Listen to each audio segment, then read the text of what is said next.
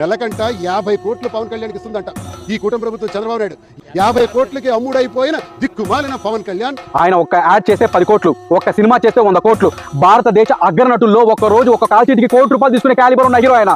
ఆయన బూట్లు తుడిచి అర్హత లేని కొడుకు కూడా ఆయన క్యారెక్టర్ గురించి మాట్లాడుతున్నాడు. ఈ పవన్ కళ్యాణ్ ఎక్కడున్నాడో తెలియదు, ఏమైపోయాడో తెలియదు. వాహనాలు కూడా వెళ్ళలేని గ్రామంలో నడుస్తూ వెళ్లారు. 77 ఏళ్లు చీకట్లో మక్కిన గ్రామాన్ని కరెంటుతో వెలుగు నింపారు. 4300 కిలోమీటర్ల సీసీ రోడ్లు, 22,500 గోశాలలు, 18,846 సేద్యపు గుంటలు, 93,251 ఇంకుడు గుంటలు. అంతేకాదు గ్రామ స్వరాజ్ అభియాన్లో వైసీపీ హయాంలో 20వ స్థానంలో ఉన్న ఏపీని 4వ స్థానానికి తెచ్చి చూపించాడు.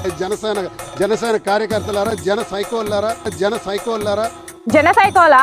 ఆ జన సైనికులే తెలుగు తమ్ముళ్లతో కలిసి మీ పార్టీకి పాడ కట్టింది, 11తో పడగొట్టింది. పెళ్లిడికి వచ్చిన కూతుర్ని కొంపలో పెట్టుకుని బజార్కెక్కి బహిరంగంగా గబ్బు పట్టిన నీలాంటి చుట్టకార్త వృద్ధ కుక్కకి పవన్ కళ్యాణ్ గారి గురించి కానీ, చంద్రబాబు గారి గురించి కానీ, కూటమి ప్రభుత్వం గురించి కానీ మురిగే హక్కు లేదు.